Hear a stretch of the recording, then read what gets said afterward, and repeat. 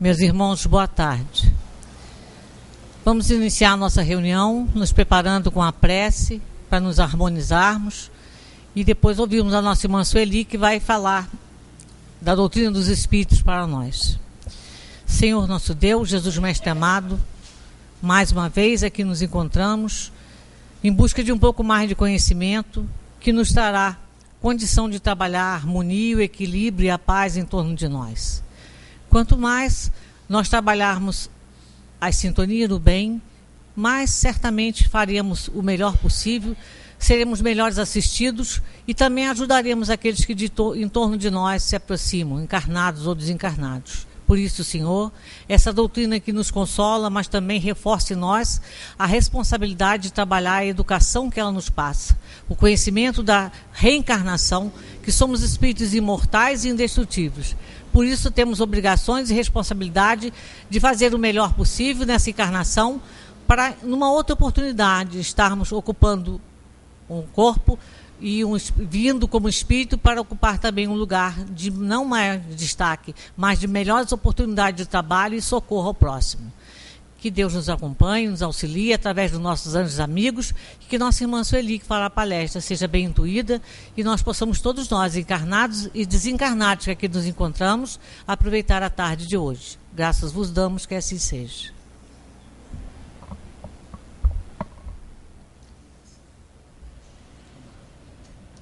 Eu fiz uma cópia de uma palestra que você fez sobre desobsessão, a moça até hoje não veio buscar, está lá dentro guardado. O quê? Uma palestra que você fez no dia 3 de janeiro, primeiro do ano. Ah, sei qual é. Uma boa tarde a todos.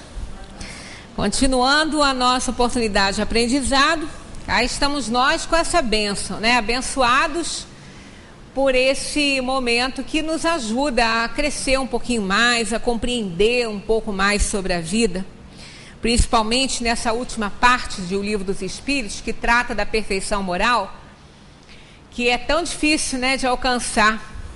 Desenvolvimento intelectual é fácil, é interessante, nos convém muito, né, porque quanto mais a gente se instrui, mais a gente tem facilidade com as coisas.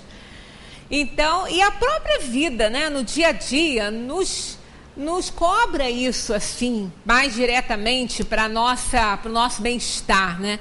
Mas o desenvolvimento moral, ele acarreta uma série de coisas que de repente não são convenientes, né? Mudanças radicais no comportamento, mais fraternidade, mais solidariedade, menos apego às coisas materiais,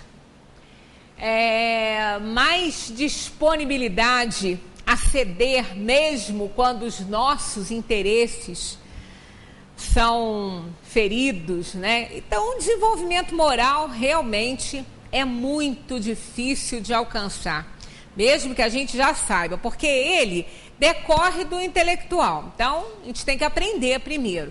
Mas o aprendizado intelectual é muito fácil, porque nós temos uma disponibilidade enorme para isso, a nossa mente, o nosso cérebro. O ser humano é ávido de conhecimento, é ávido de querer aprender as coisas, sempre quer saber alguma coisa. É curioso, né? Tem curiosidade, isso é da própria natureza humana. Então é muito fácil aprender. A menos quem tenha uma limitação mental, que aí já é um outro problema, mas as pessoas, dentro da normalidade aí da inteligência, sempre deseja aprender, tem curiosidade de saber, né? É uma característica nossa. E a ação, né? A atividade. O homem jamais gostaria de ficar sem fazer nada. Tanto que ele anseia por férias, já no meio ele já está querendo voltar às atividades, né? O aposentado, às vezes, logo depois, ele quer outra atividade, porque o marasmo realmente irrita, ele cansa, né? Cansa de não fazer nada. Mas o desenvolvimento moral, esse é muito complicado, porque a gente tem que vencer muitas coisas, né? Nós já passamos aí pelas virtudes e pelos vícios, pelo estudo das paixões, né, por tudo, pelo egoísmo que nós falamos na semana passada, é bem complicado, é bem difícil, porque ele é o pai de todos os outros sentimentos inferiores, né?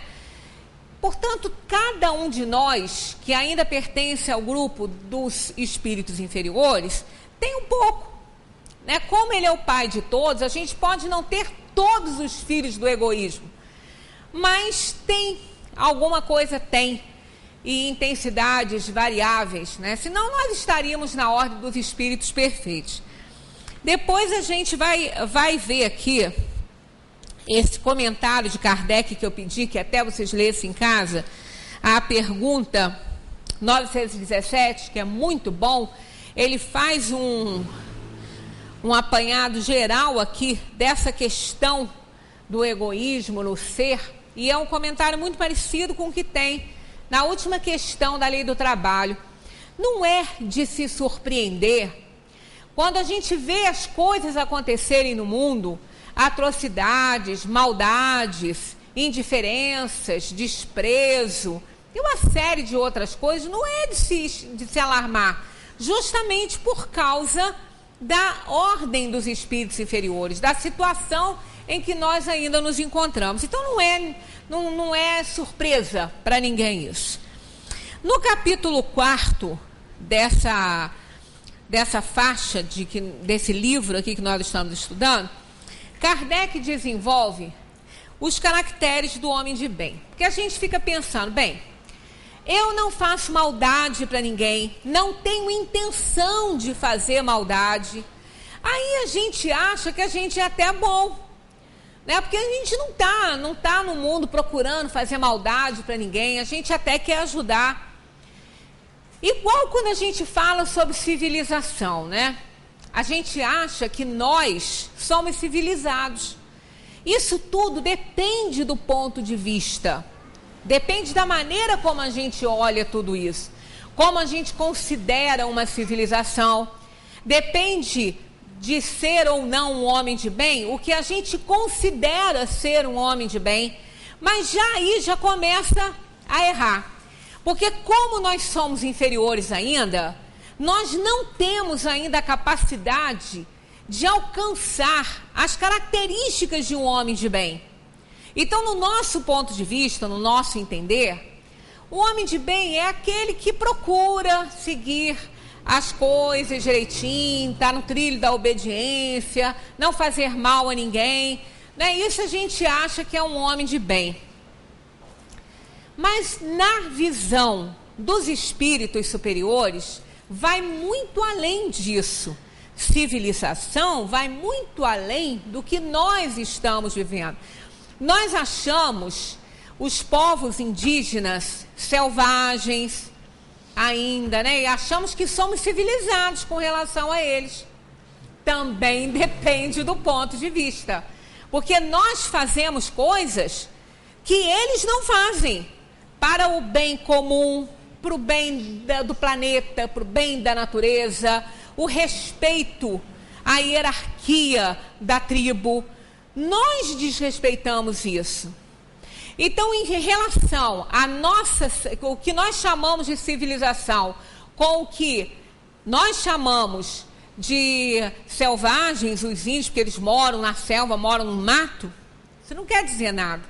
No ponto de vista da moralidade, em relação ao planeta, à natureza, eles são melhores do que a gente. Até porque eles recebem diretamente da natureza os bens.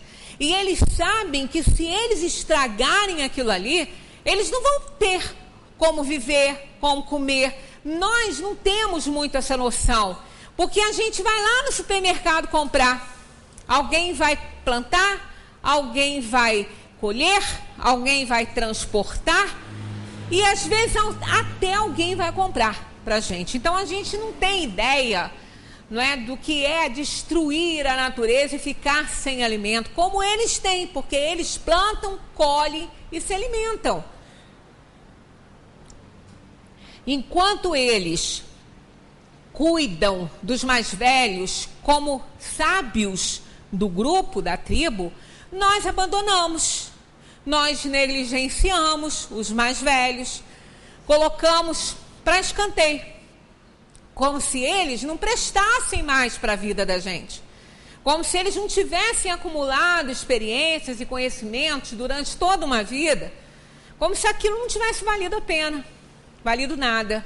E eles já são diferentes. Então, se a gente for analisando os itens, né, o respeito ao mais velho e à criança, que eles têm muito, nós não temos.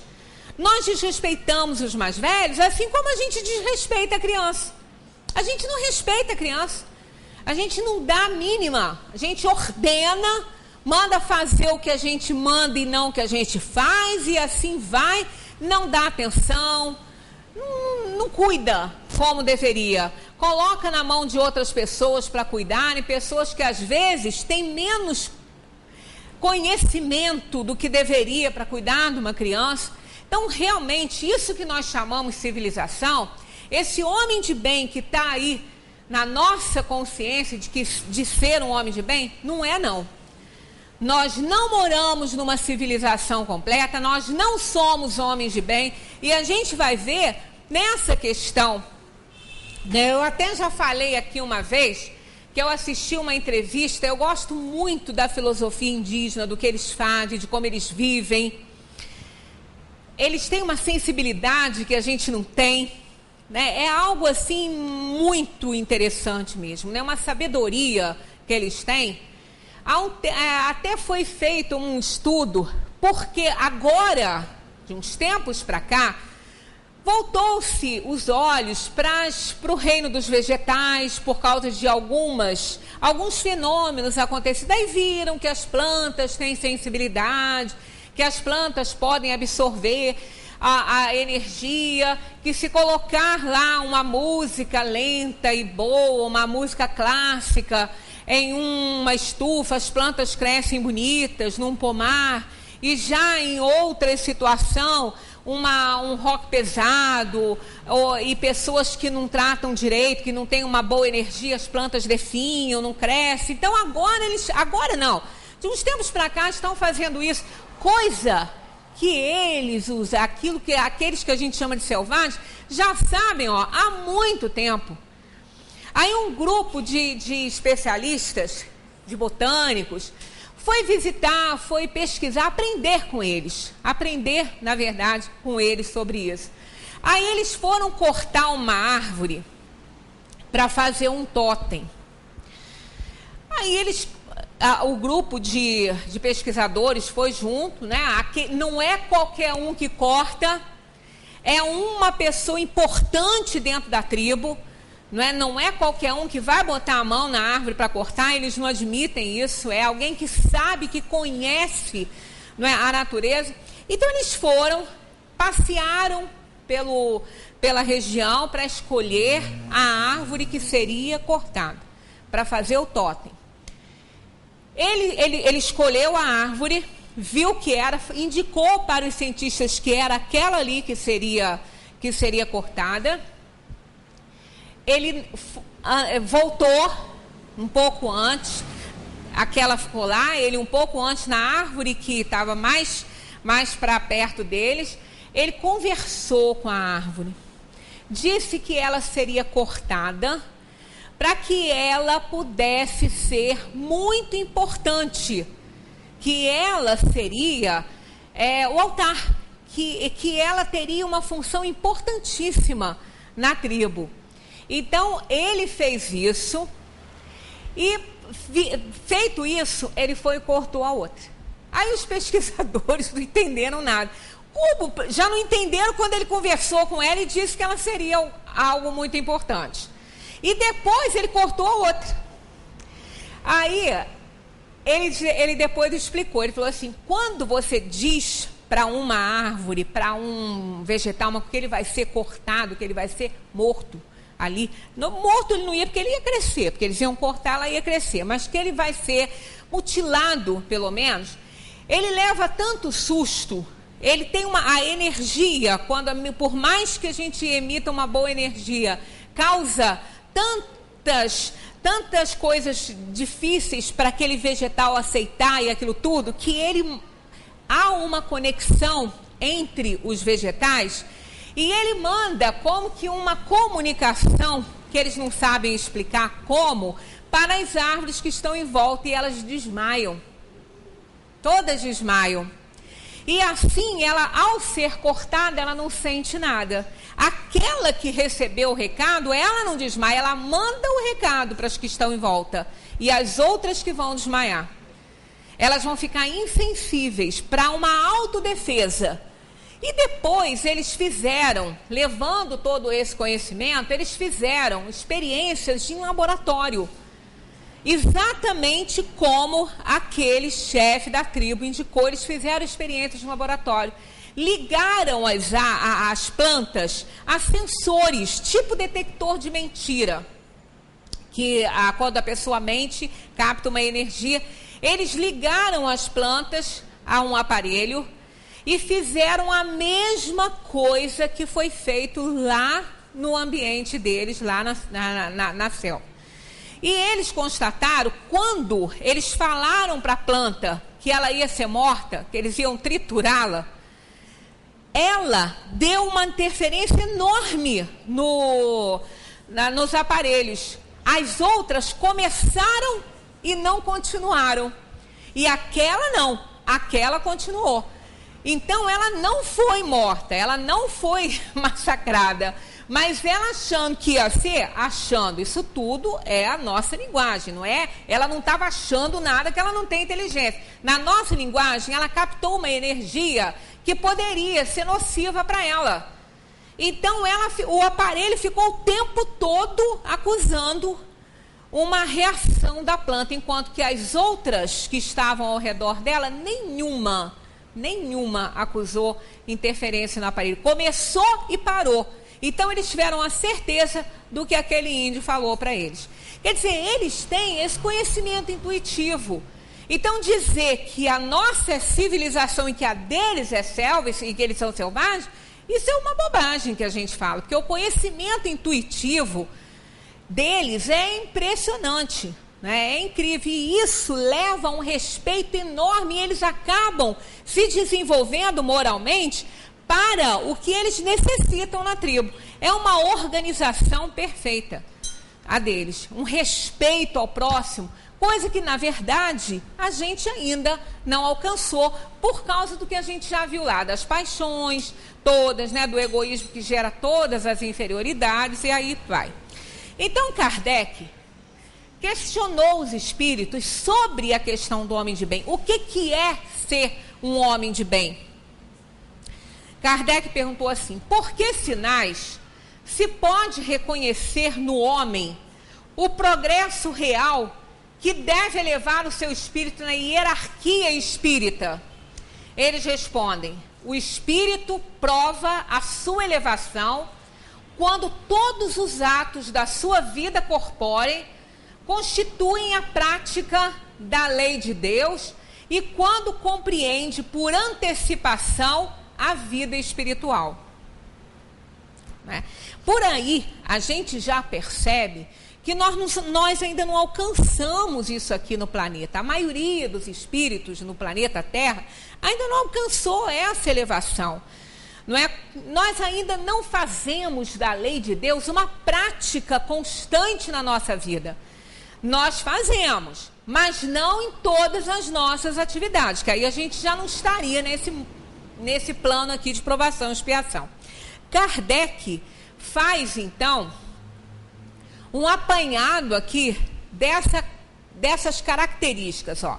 O verdadeiro homem de bem é aquele que pratica a lei de justiça, amor e caridade na sua mais completa pureza.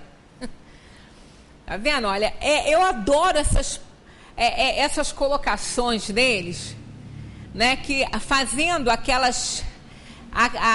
intensidade ali, né, nos nomes. Então, olha, ele pratica a lei de justiça, de amor e de caridade, e não colocou apenas na pureza, não fez isso.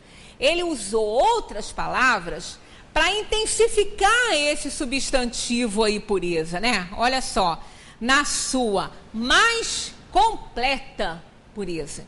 Isso muda tudo, né? Isso muda tudo. Uma pessoa boa não é igual a uma pessoa muito boa. Tá a diferença de intensidade nisso aí, né? Então eles fazem questão, né, de usar e abusar dos adjetivos e dos advérbios. E eles são extremamente importantes para dar a conotação real do que a pessoa quer dizer, né? Se interroga sua consciência sobre os atos praticados, perguntará se não violou essa lei, se não cometeu nenhum mal, se fez todo o bem que podia, se ninguém teve de se queixar dele, enfim, se fez para os outros tudo o que os outros lhe fizessem. Olha, isso é brabo, né? Na hora que a gente vai dormir, quem dera que a gente fizesse isso aqui. Por que na hora de dormir? Não precisa ser na hora de dormir, não. É porque é no fim do dia, né? No fim das atividades do dia. Que é a hora que a gente para, não vai mais fazer nada, a gente vai se recolher para o reabastecimento da organização física e espiritual. O corpo vai descansar da atividade plena na vigília, né? Mas vai produzir coisas importantíssimas para a nossa saúde, não é? Tanto que aquelas pessoas que dormem fora de horário, eu me incluo nelas, porque nunca consegui dormir cedo, são extremamente prejudicadas no seu desenvolvimento, na sua saúde. Porque existem hormônios que nos chamam para dormir muito cedo. Porque só durante o sono é que determinadas enzimas vão trabalhar, vão fazer a sua tarefa, que não acontece quando a gente está em vigília, só dormindo. Né? O hormônio do crescimento, eles atuam no sono quando a gente está dormindo. Ah, mas eu não preciso mais crescer, eu já estou adulto. Mas isso não é só o crescer na estatura, não. É o crescimento da organização, da renovação celular, de tudo na organização física. Então nós precisamos muito do sono, muito. O corpo precisa que o espírito se ausente para que ele possa se recuperar de muitas coisas, e a alma precisa se emancipar do corpo, porque é o momento que ela se sente mais livre para ela ter um contato com a dimensão dos espíritos para se reabastecer. Nós ficamos sem comer, mas a gente não fica sem dormir. Quando a gente passa um tempo sem ter sono tranquilo, restaurador, a gente começa a ter problemas. Não raciocina direito, fica com dor de cabeça, não consegue, confusão mental, um monte de situação desagradável para a gente quando a gente não está dormindo bem. Sem contar que quem não dorme bem, engorda. Ainda tem essa. E quem emagrecer tem que dormir bem e cedo, porque tem um hormônio que atua nisso aí. Então é extremamente importante, não é?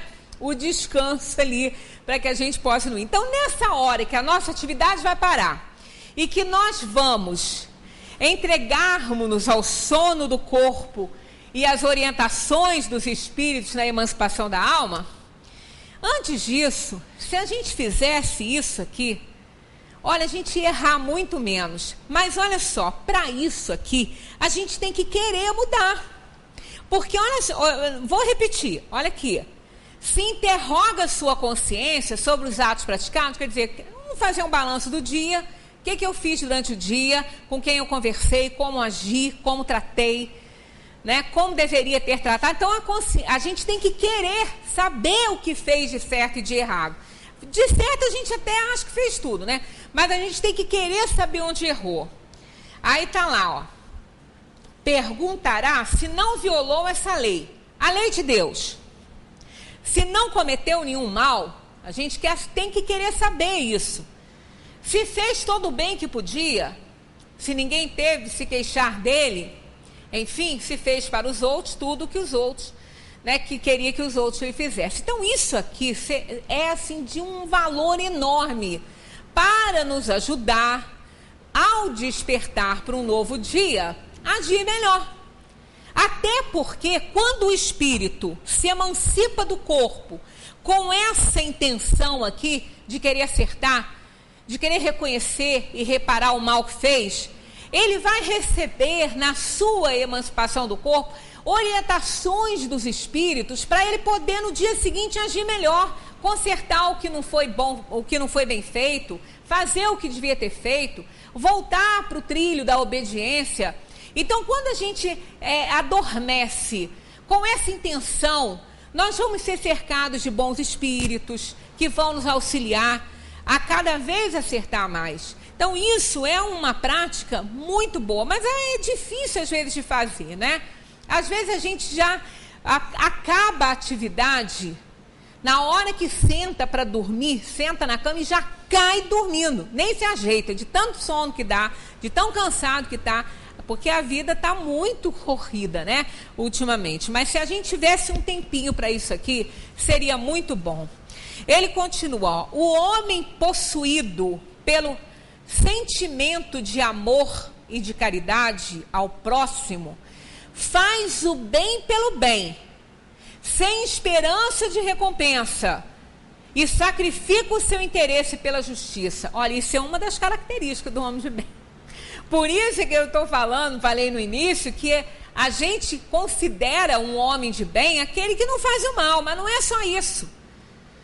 Não é? Olha, ele é possuído pelo sentimento de caridade e de amor ao próximo. E faz o bem pelo bem. Ele não faz o bem para receber recompensa. Ele não faz o bem para negociar um estado melhor na erraticidade. Não é? Ele sacrifica o seu interesse em favor da justiça. Isso aqui, isso é só a primeira, hein? Isso aqui já mostra quanto nós estamos longe ainda dessa característica, né? Desse caractere do homem de bem. Aí continua, ó, ele é bom, humano e benevolente. Não, tá vendo? Aqui fica bem claro essa questão que bondade não é a mesma coisa que benevolência. Senão ele não ia repetir isso aqui. Bom, humano e benevolente. O bom não está fazendo mal. E o benevolente, ele vai atrás para saber o bem que ele tem que fazer. Não só não faz o mal, ele faz o bem, mas ele procura isso. Ele não fica esperando que alguém bata a sua porta para poder dar a ele uma oportunidade de fazer o bem, não. Ele corre atrás disso, ele vai atrás. Ele procura pessoas que estão necessitadas e carentes e que ele pode fazer alguma coisa. Então, ó, ele é bom, humano e benevolente para com todos. Isso aqui também é muito importante, porque ser bom e benevolente a gente pode até ser com as pessoas que a gente ama e que nos amam. Não é fácil a gente ser bom e benevolente com quem a gente ama, com quem a gente gosta. A gente até quer, vai correndo atrás para agradar quem a gente gosta. Mas não é isso que está falando aqui não, ó. Aqui está falando para com todos, todos. Isso aqui todos, é pronome definido. Não está definindo esse ou aquele. Porque vê irmãos em todos os homens, sem exceção de raça e de crença. Toda vez que eu leio isso aqui, eu rio para não chorar, né? Porque a gente acaba ficando deprimido, né? De ver que a gente está tão longe disso aqui. Eu não estou falando vocês não, estou falando eu, né? Benevolente para com todos, porque vê irmãos em todos os homens, sem exceção de raça ou de crenças. Olha o respeito, né? Que está tão longe da gente. Se Deus lhe deu o poder e a riqueza, olha essas coisas como um depósito do qual deve usar para o bem. E disso não se envaidece, porque sabe que Deus que lhes deu também poderá retirá-los. Né? Então são aquelas pessoas que detêm uma riqueza e um poder e fazem disso aí a prática caridosa mesmo, usam para isso, para fazer o bem. Não é para si, não. É para quem precisa. Isso é muito difícil, né? Igual quando a gente vê as pessoas quando tem a Mega Sena acumulada, que pergunta o que ele vai fazer com o dinheiro, todo mundo vai ajudar todo mundo. Depois, quando o sujeito ganha, ele some, que você não sabe mais o que foi feito dele, né? Ele desaparece. Vai embora. Ninguém sabe o que foi feito da criatura. Isso é a humanidade do planeta, né? Se a ordem social colocou homens sob a sua dependência, trata-os com bondade e benevolência, porque são iguais perante Deus. Então, são aquelas pessoas que caem muitas vezes na vida delas uma ação de comando, né? Uma ação de fazer aquela série que passou aí do brado retumbante, né? E que o sujeito não se candidatou a presidente, ele se candidatou a deputado, né? Mas caiu no colo dele a presidência, por uma série de coisas que aconteceram. E como nada acontece por acaso, né? Na vida da gente, muitas vezes a gente não procura determinados cargos, determinadas coisas, e cai na vida da gente uma situação dessa, e a gente vai ter que dar conta, né? Como ele teve que dar, né? E aí, como é que fica? Quer dizer, cai uma situação dessa, não é por acaso, né? Que acontece na vida da gente. Então, se a ordem social colocou o homem sob a sua dependência, trata-os com bondade e benevolência, porque são iguais perante Deus. Ele reconhece isso. Ninguém é melhor do que ninguém porque tem este ou aquele cargo, porque detém esta ou aquela riqueza, aquele patrimônio. Não se trata disso, né? Usa de sua autoridade para lhes erguer a moral e não para os esmagar com o seu orgulho. Então, quando a gente vai vendo essas características do homem de bem, nós vamos ver que esse homem de bem não é do planeta Terra, né? Agora, não quer dizer que não tenha. Tem. Os espíritos já falaram mais do que a gente imagina. E a gente teve a oportunidade de ver isso na história, né? E entre nós também tem. Só que às vezes a gente não reconhece. Mas existem, não são a maioria. Aí vem a outra, ó. Outra brabeira. É indulgente para com as fraquezas dos outros, porque sabe que ele mesmo tem necessidade de indulgências e se recorda dessas palavras do Cristo, que aquele que estiver sem pecado, atire a primeira pedra. Na verdade, a gente exige muito a indulgência dos outros com a gente. Mas a gente tem uma dificuldade grande de ser indulgente com os defeitos dos outros, né? Nós nos magoamos, nós nos melindramos, nos achamos injustiçados, né, pela vida. E, no entanto, isso não é uma característica do homem de bem. A característica do homem de bem é ser indulgente para com as fraquezas dos outros, porque sabe que ele mesmo vai ter momentos em que ele vai precisar da indulgência do seu semelhante, né? Então, aquele que estiver sem pecado, atire a primeira pedra. Esse ninguém pode atirar. Porque qual de nós não faz nada que seja reprovado? Claro que faz. Se não fizéssemos, nós não estaríamos na Terra. Planeta de provação e expiação. A expiação é reajuste, é resgate de erro. Então, significa que a gente errou. Então, o reconhecimento de que somos falidos e falíveis é muito importante para que a gente reconheça a fragilidade dos outros. É muito fácil ficar atirando pedra quando o outro erra, quando o outro cai em desgraça, ainda que a gente soubesse que aquilo ia acontecer. Ou frase terrível aquela assim: eu te avisei, não te avisei? Olha, isso é uma das piores coisas que alguém pode ouvir quando ela cai em desgraça, sabendo que a outra pessoa avisou. Porque ela já vai, já esperando que a outra pessoa vá fazer isso. É um álcool na ferida, isso aí. Tá, avisou, mas e daí? Né? E às vezes não fala uma vez só, não, fica falando.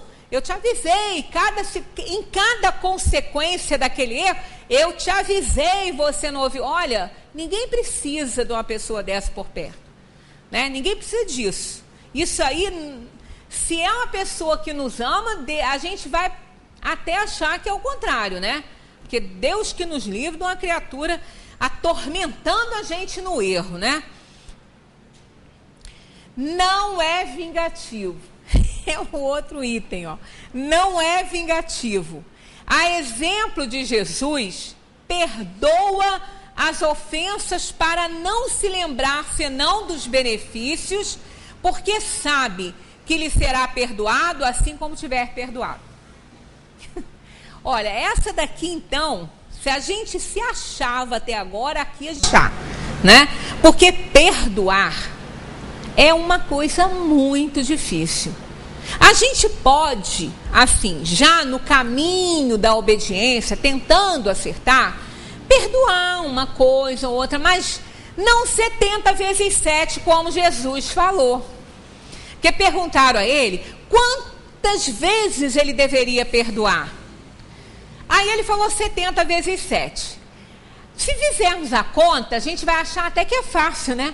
Porque numa vida aí de 70, 80 anos, perdoar 70 vezes 7, a gente vai ter até oportunidade para isso, né? Mas não é isso. Não é essa continha, não. Quem dera que fosse. O 7, ele tem uma simbologia de infinito, embora ele não tenha o desenho do infinito como tem o 8, mas ele significa isso. O 7 é um número muito especial, muito cabalístico. Ele está presente em várias coisas da natureza. As 7 cores do arco-íris, as 7 notas musicais. Nossa face tem 7 orifícios, né? Então, o 7 é muito importante. O 7, ele tem uma significação de infinito. Então, 70 vezes 7 é perdoar infinitamente. Aí, complica. Porque se perdoar uma coisa já está complicado, né? Perdoar infinitamente é perdoar tudo. Né? Aí a gente vai para Gandhi, né? Que falou que nunca perdoou ninguém. Aí perguntaram como que ele nunca perdoou, se ele ensinava perdão. Ele falou, porque eu nunca tive que perdoar ninguém, nunca ninguém me fez nada que eu tivesse que perdoar. E ele teve um filho assassinado. Né? Então, a gente vê que pessoas dessa ordem, né, de Gandhi, outros que passaram por esse mundo, sem contar Jesus, que foi o maior de todos, nos deram lições valiosíssimas de vida. Valiosíssimas. E isso é o homem de bem. Não é vingativo. A exemplo de Jesus, perdoa as ofensas, porque sabe que vai ter que ser perdoado. E ainda, mesmo que a gente não concretize a vingança, na maioria das vezes, o primeiro sentimento que vem quando a gente se sente ofendido e magoado por alguém é pensar em devolver, em dar o troco. Né? A gente vive ainda hoje, infelizmente, na lei de Talião, na pena de Talião. Lá na lei de Moisés, 2000 anos antes do Cristo. Quem com ferro fere, com ferro será ferido. E a gente intuitivamente, assim por dentro, mesmo que não fale, quando alguém nos faz alguma coisa, a gente fala assim, deixa pra lá que ele vai ter o dele. Isso já é um sentimentozinho de vingança. A gente está desejando que a pessoa passe uma dificuldade para a gente poder ficar satisfeito por aquilo que ela nos fez. Isso não é perdoar. Né? Isso não é perdoar. Isso é um sentimentozinho de vingança, embora a gente não seja capaz de fazer um mal para aquela pessoa, de se vingar a esse extremo, mas a gente pode ficar feliz com algo que aconteça de ruim para ele, aí depois a gente vê, viu, ó, bem feito, fez aquilo comigo, né? Isso aí são sentimentos que todos nós temos. E há de nos envergonharmos com isso? Não, por quê? Isso é da natureza humana ainda, é contra isso que a gente está lutando. Não adianta a gente se desesperar porque a gente ainda é capaz de odiar. Não adianta a gente se desesperar porque ainda é capaz de ter pelo outro uma raiva, um sentimento de vingança. Raiva disso aí, desespero com isso, não vai ajudar em nada. O reconhecimento que somos capazes de sentir isso é que é importante. Precisamos disso. Precisamos de saber do que somos capazes de fazer. Sentir raiva por alguém, sentir ódio por alguém, não é nada demais, não. A gente está nesse nível de evolução. O que nós não podemos fazer é devolver esse ódio e essa raiva para cima da pessoa. Sentir a gente pode. Agora, o que é que nós vamos fazer com esse sentimento é que conta.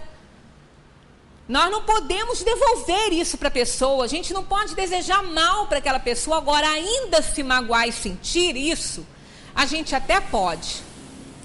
Como diz Chico Xavier, falando sobre o ódio, sobre amar aos outros, né? Porque pedir a Jesus para ele resumir os mandamentos, que ninguém memorizava aquilo, ninguém fazia nada, né? Era muito difícil memorizar 10. Então, já que era difícil memorizar 10, ele resumiu os 10 em 2. Amar a Deus sobre todas as coisas e ao próximo como a si mesmo. Pronto. Ficou fácil. Todo mundo sabe essa frase. Não sabe os 10 mandamentos, mas sabe essa. E essa resume os 10. Resume os 10 mandamentos. Se vocês puderem, quando chegarem em casa, leiam os 10 mandamentos e vê se tudo que está ali não se resume em amar a Deus sobre todas as coisas, que é o primeiro mandamento.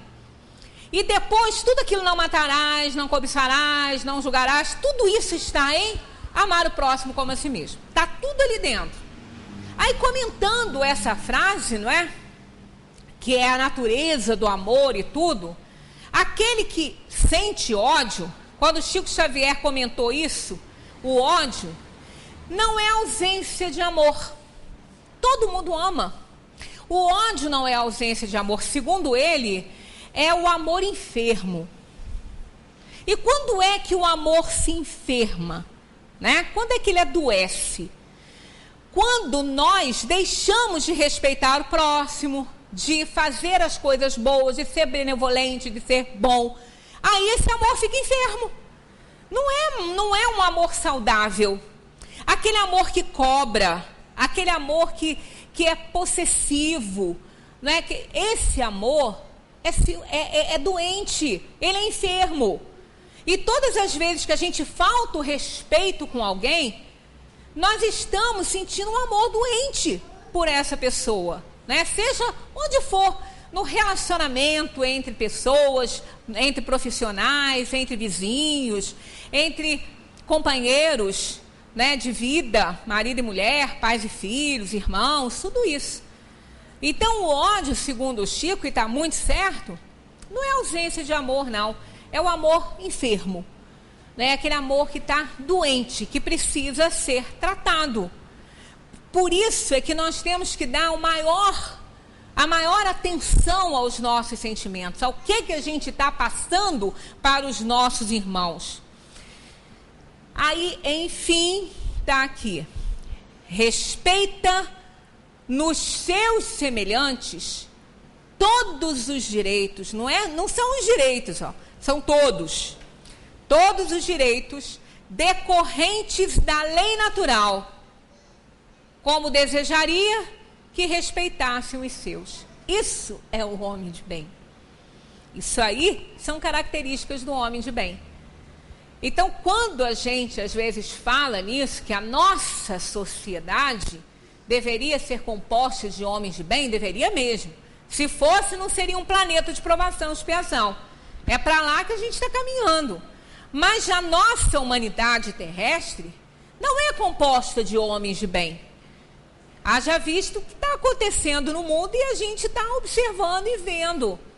Não é? E esse julgamento que a gente faz, se ele for para que a gente não faça igual, ele é nobre. Ele só não é nobre se a gente fizer o julgamento para denegrir a imagem das pessoas. Mas se for no sentido da gente não fazer e da gente se melhorar, da gente aprender, isso vale a pena. Dando continuidade a esse homem de bem, vem aqui, conhecimento de si mesmo.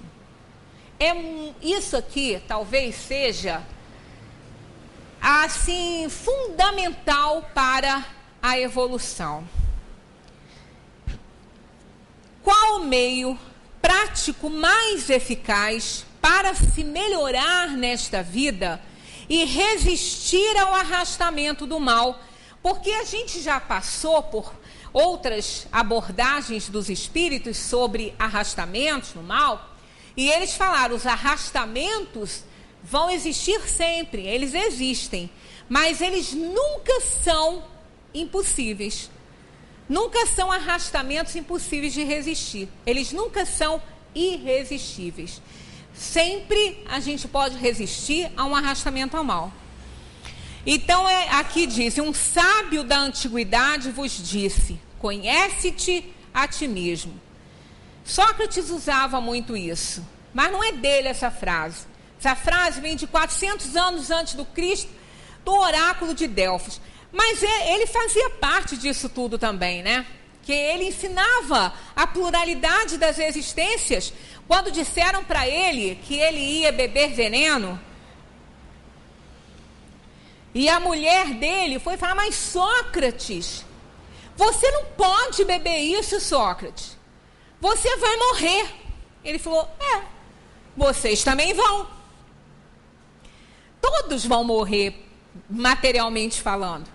Mas ele sabia que a vida continuava. Então ele não temia a morte. Ele não temia isso, porque ele sabia que a vida continuava após a morte. E que a destruição do corpo não era nada. Que a inteligência, que o ser, a individualidade, que é a alma, permaneceria com todos os seus conhecimentos. E esse conhece-te a ti mesmo é extremamente importante. A pessoa que se conhece, ela é uma ótima companhia, uma ótima companheira. A pessoa que sabe dos seus limites, da sua capacidade, tanto de errar quanto de acertar, é uma pessoa muito saudável. É uma pessoa de um valor social enorme. Porque ela, conhecendo-se a si mesma, ela sabe dos seus limites, ela sabe do que ela é capaz, ela sabe o que tem que fazer. Então, é alguém extremamente valioso ao núcleo social, a um núcleo familiar. É fundamental. Conhece-te a ti mesmo e serás feliz. Será feliz e proporcionará oportunidade àqueles também de alcançar isso, de alcançar a felicidade. É importante que a gente saiba o como nós somos importantes quando nós nos conhecemos. Mário Quintana, quando ficou velho, grande poeta, né? Na velhice dele, ele não tinha uma casa dele para morar. Ele não conseguiu comprar uma casa. Então, ele, na velhice dele, ele morava de favor num quarto de hotel. Aí uma pessoa falou assim, poxa, você que fez tanto, que escreveu, que é um grande poeta, não tem nem onde morar, mora de favor num hotel? Aí ele respondeu, eu moro dentro de mim mesmo. Eu moro dentro de mim mesmo. Isso aí é de um valor, é de uma importância. Quer dizer, quando nós moramos dentro de nós mesmos, ao contrário do que pode parecer que isso é uma atitude egoísta, não é não. Ele tinha um autoconhecimento em que as coisas do mundo, para ele, significavam muito pouco.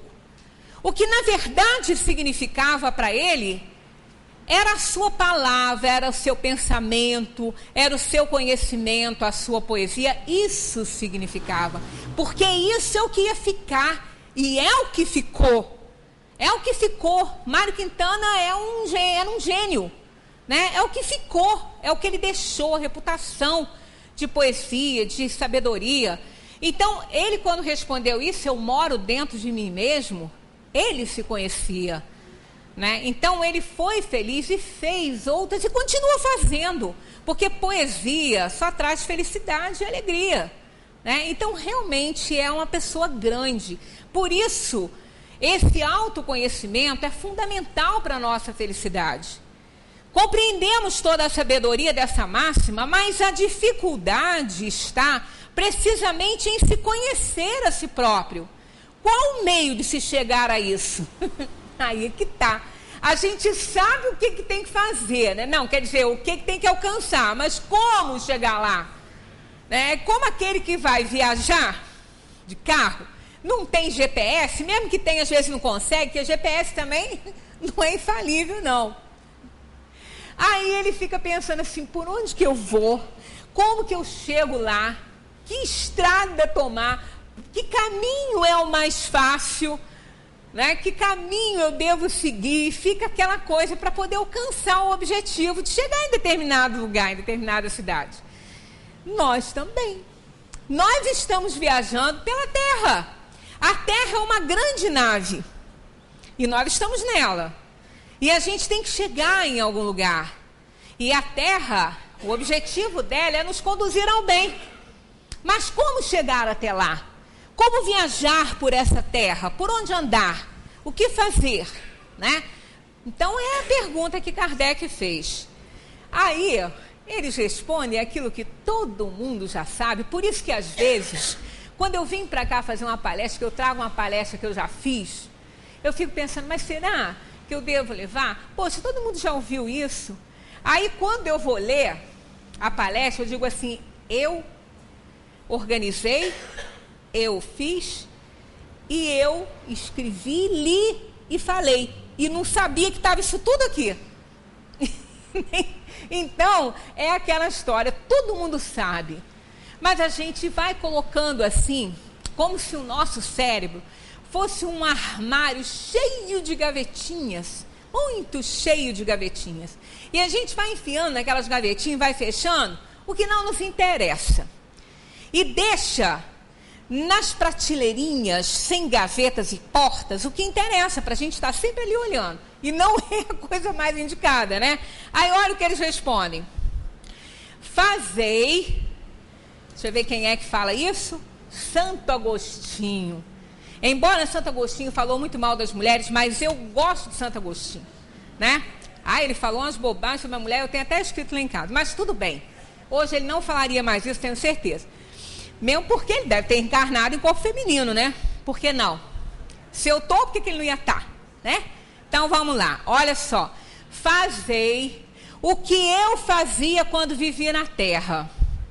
No fim de cada dia, interrogava a minha consciência, passava em revista o que havia feito e me perguntava a mim mesmo se não tinha faltado ao cumprimento de algum dever. Aquilo que está lá no início do homem de bem, né? Fazer à noite. Se não tinha faltado a um cumprimento de algum dever, se ninguém teria tido motivo para se queixar de mim. Foi assim que cheguei a me conhecer e ver o que em mim necessitava de reforma.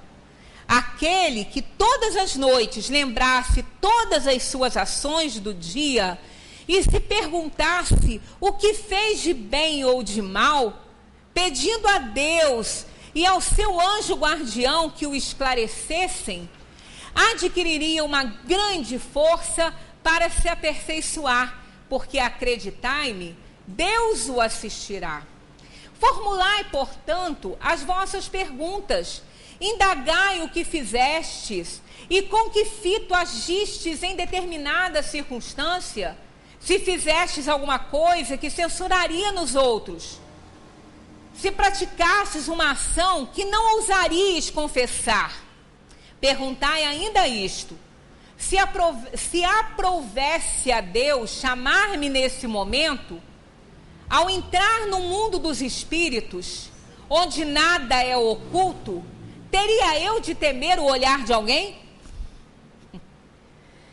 Examinai o que pudesseis ter feito contra Deus, depois contra o próximo e por fim contra vós mesmos.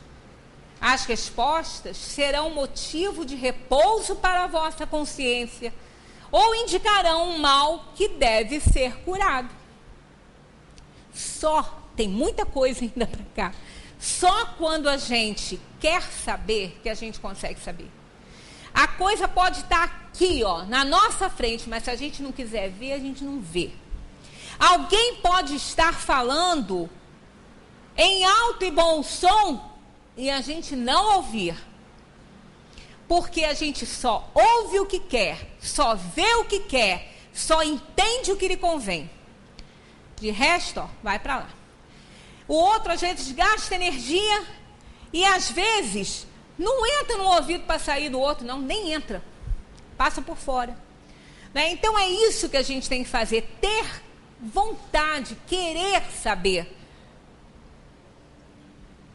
Só consegue se melhorar, fazer uma reforma na sua intimidade espiritual, quando ele deseja isso.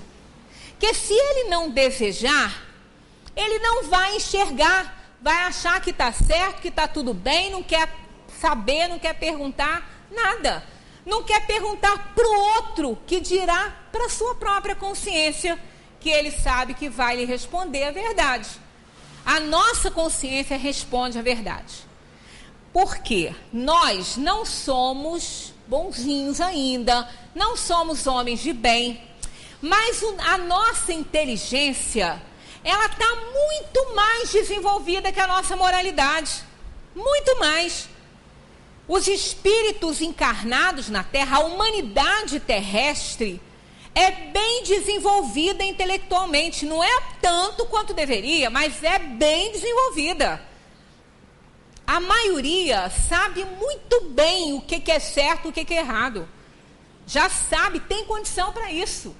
Porque o nível evolutivo dos espíritos reencarnados na Terra, nesse momento, nesse estágio em que ela se encontra, não é ignorante das coisas intelectuais. Porque a Terra, ela está a um passo da transformação moral dela mesma, de subir um degrau na sua escalada evolutiva, de se transformar num planeta de regeneração. Quem tem medo que a Terra vai ser destruída em 2012, você tem não.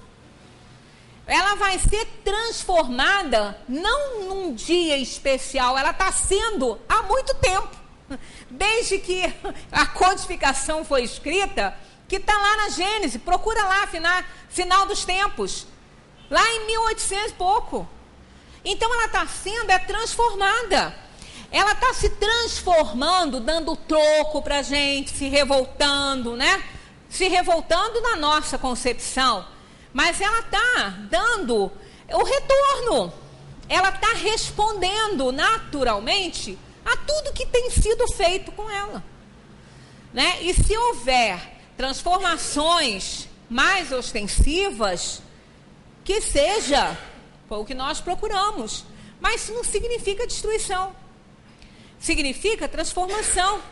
A Terra não vai ser destruída. Ela está caminhando para melhorar. Agora, toda melhora, toda arrumação gera caos. Faça uma obra dentro de casa. Não precisa fazer obra, não. Arruma um guarda-roupa. Só isso. Arruma aquele guarda-roupa que tem 1 ano que ninguém mexe nele. Vai lá. Pouco tempo em 1 ano. Normalmente a gente deixa muito mais tempo. Arruma. Tira tudo. Você não vê a cama. Se tiver uma cama, você não vê. Você não vê nada. Parece que está passando um furacão ali dentro. Então, toda arrumação, toda melhora, toda transformação, antes tem um caos.